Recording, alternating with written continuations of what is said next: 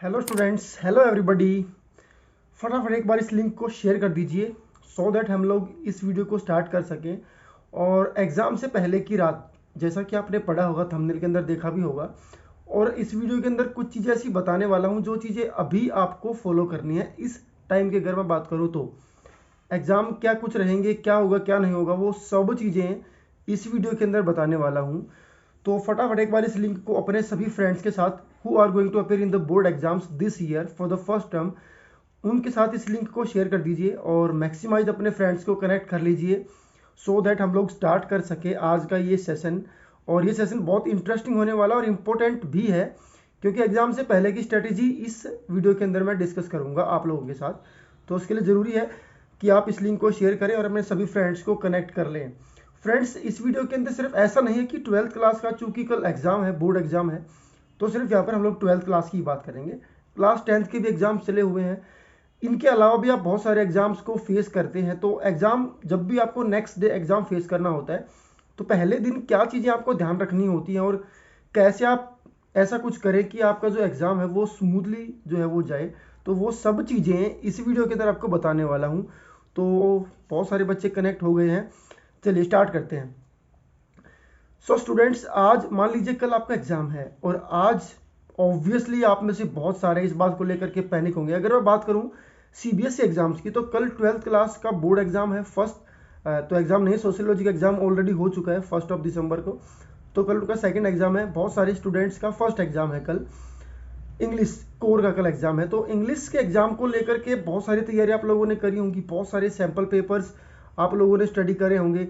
लेकिन अभी मैं आपको बता रहा हूँ कि जो भी थोड़ा बहुत टाइम बचा हुआ उसके अंदर आप क्या चीज़ें फॉलो करें कि यहाँ से आपके 2 और 3 और मैक्सिमम 5 मार्क्स जो है वो ऊपर नीचे जो हो सकते हैं वो इंक्रीज हो सके आपके। ऐसा कुछ क्या हो सकता है?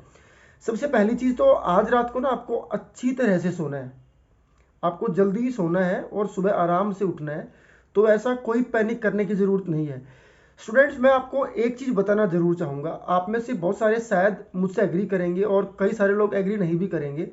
कुछ बच्चों की हैबिट होती है, वो एग्ज़ाम जब तक देने जाते हैं, वो बस के अंदर बैठे हैं और सेंटर पर पहुंच भी गए हैं, वहाँ जाने तक वो बच्चे स्टडी करते रहते हैं, स्टडी करते रहते हैं।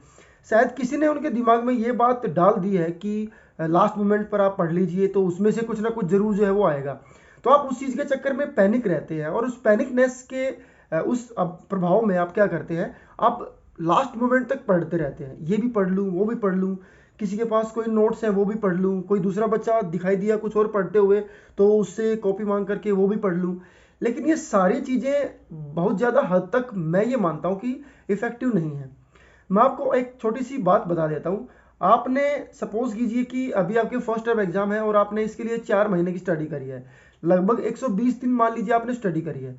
120 दिन की स्टडीज अगर आपकी प्रॉपरली गई है स्टूडेंट्स, तो अगर आप आज बिल्कुल भी नहीं पढ़ेंगे, सपोज कीजिए लास्ट के 36 या 48 आवर्स में आपने बुक उठा करके भी नहीं देखी, बट आपके 120 डेज बहुत अच्छे गए हैं और आपने जी तोड़ मेहनत करी है और चीज़ों को कई बार आपने ढंग से रिवाइज किया है, उनको आप उनके थ्रू आउट जो है वो चले गए, तो मैं ये मानता हूँ कि 48 आवर्स एग्जाम से पहले अगर आप नहीं भी पढ़ेंगे तब भी एग्जाम बहुत स्मूथ जाएगा।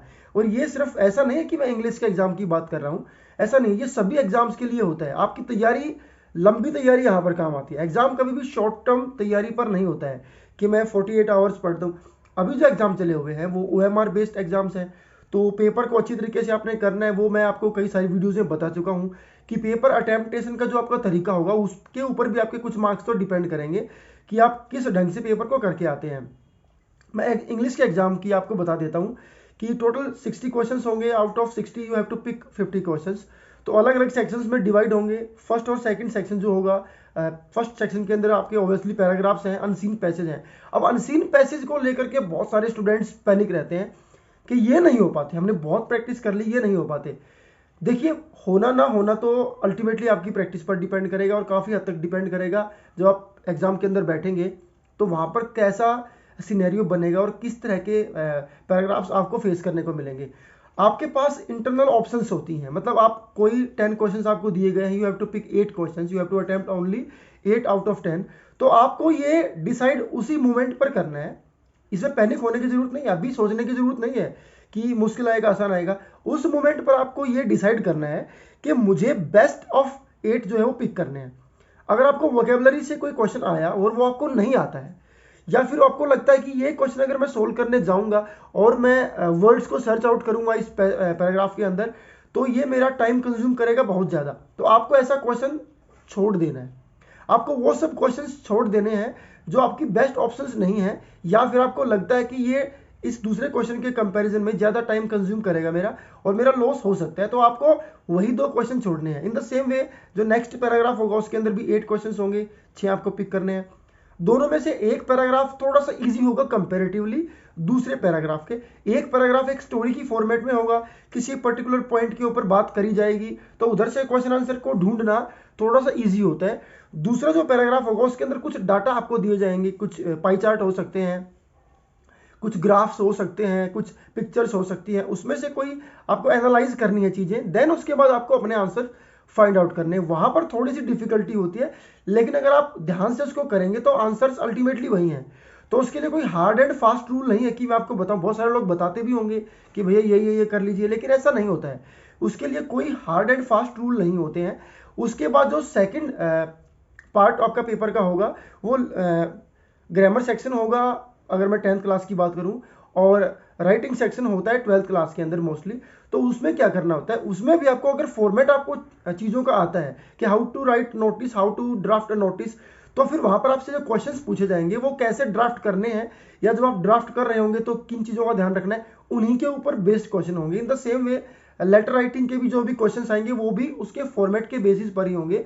You will be given a statement, और स्टेटमेंट से लेटर कैसे बनाया जाए वो आपको लिखकर नहीं दिखाना है, आपको सिर्फ वो पॉइंट्स पिक करने हैं जो चीज़ें वहां पर बेस्ट हो सकती हैं।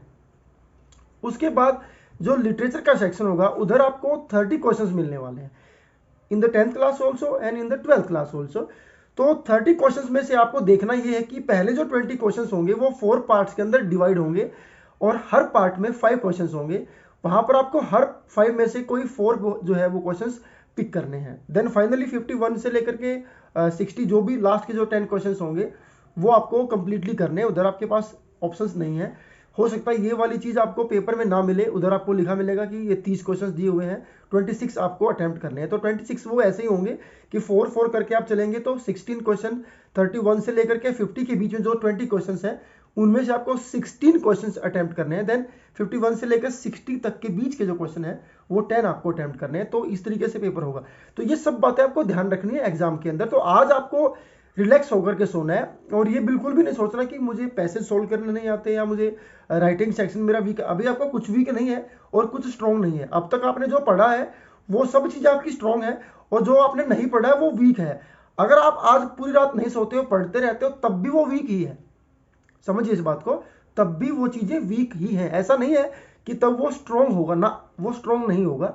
अगर अब तक कोई चीज़ वीक है तो वो वीक है। अब तक कोई चीज़ आपने स्ट्रांगली कर रखी है तो समझ लीजिए वो चीज़ आपकी स्ट्रांग ही है, उसको कोई हिलाने वाला नहीं है। आप जितना ज़्यादा अपने आप को फिलहाल कूल और रिफ्रेश रखेंगे उतना ज़्यादा आपको बेनिफिट मिलेगा एग्जाम के अंदर। जब आप एग्जाम के अंदर बैठेंगे तो ये सब रिफ्रेशमेंट उधर आपके काम आने वाली है। जितना ज़्यादा अब आप पैनिक होंगे, होश पॉज की कंडीशन में अपने आप को लेकर के जाएंगे, वहाँ जाकर के आपको पता लगेगा कि मैंने खुद को रिलैक्स ही नहीं किया और इसकी वजह से अब मुझे आंसर्स नहीं मिल रहे हैं, मेरा माइंड प्रॉपरली काम नहीं कर रहा है। तो ये सब चीज़ें आपको अभी के लिए इग्नोर कर देनी है। तो अभी आपको हिप हिप हुर्रे बोल करके आराम से सोना है, और आराम से अच्छा खाना खाइए, देन गहरी नींद लीजिए, और सुबह आराम से उठ के स्कूल जाइए। देन उसके बाद एग्ज़ाम फेस कीजिए रिलैक्स मूड के साथ। एग्ज़ाम मैं आपको नहीं कहूँगा कि ईजी आने वाला है, मैं आपको ये भी नहीं कहूँगा कि डिफ़िकल्ट आने वाला है, क्योंकि ईजी और डिफ़िकल्ट ये दोनों चीज़ें आपकी जो भी प्रिपरेशन है उसके ऊपर डिपेंड करती है। कोई भी एग्जाम जब होता है वो कितना डिफिकल्ट है कितना इजी है वो इस बात पर डिपेंड करेगा कि आपने कितने अच्छे ढंग से खुद को प्रिपेयर किया है उस एग्जाम के लिए। अगर आपने अच्छी तरीके से खुद को प्रिपेयर कर लिया है तो फिर कोई एग्जाम डिफिकल्ट नहीं होता। If you are not prepared properly your self then automatically her exam आपको टफ ही लगेगा। तो टफ और ईजी डिफिकल्ट ये सब चीज़ें भी आप भूल जाइए, अब सब चीज़ें आसान ही हैं। ठीक है, हर चीज़ अब आसान होने वाली है। अब आपको सिर्फ क्या करना है, खुद को रिलैक्स रखना है, कूल माइंड के साथ आराम से अच्छा खाना खा करके, मनपसंद खाना खा करके सोना है। देन उसके बाद सुबह आराम से उठ करके स्कूल जाना है। देन आपको एग्जाम फेस करना है। जो भी चीज़ें वहाँ पर, जो भी इंस्ट्रक्शंस आपको दी हो, उन सबको फॉलो करते हुए स्मूथली अपना एग्जाम करके आना है, कुछ भी छोड़ करके नहीं आना। नेगेटिव मार्किंग नहीं है। अगर आपको 50 क्वेश्चन अटैम्प्ट करने हैं गाइज, तो 50 क्वेश्चन अटैम्प्ट करके ही आने हैं। वहाँ पर आपको कोई ढील नहीं देनी है कि मैं कुछ छोड़ दूँ। छोड़ने का ऑप्शन वैसे भी नहीं है। आपको 10 क्वेश्चंस तो अल्टीमेटली हैशटैग करके आने हैं जो आपने अटैम्प्ट नहीं किए हैं, और 50 तो आप अटैम्प्ट करके ही आइए। तुक्का भी मारना है। अच्छा, एक बात मैं आप यहाँ पर ऐड जरूर कर दूँ, अगर आपको तुक्का लगाना है सपोज कीजिए, तो मैं ये कहूँगा कि अपने माइंड से ही तुक्का लगाएं। अगर कोई क्वेश्चन आपको नहीं आता है सपोज कीजिए और वो आपको अटैम्प्ट करना है, तो आप इस कोशिश में ना रहें कि मैं किसी से पूछ लूँ, क्योंकि अगर आपको गैस ही लगानी है और अंदाजे से कोई आपको सर्कल करना है, तो वो अंदाजा क्यों ना अपने दिल से ही पूछ करके लगा दीजिए।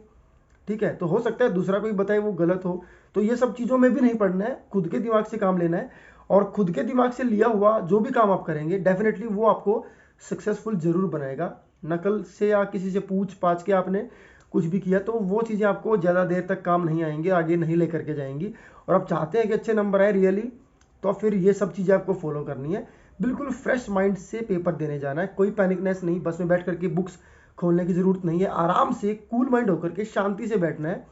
और पेपर देने से पहले आंखें बंद करके अपने टीचर्स को याद कर सकते हो, अपने पेरेंट्स को, उन सभी को जो आपके लिए विशेष कर रहे हैं।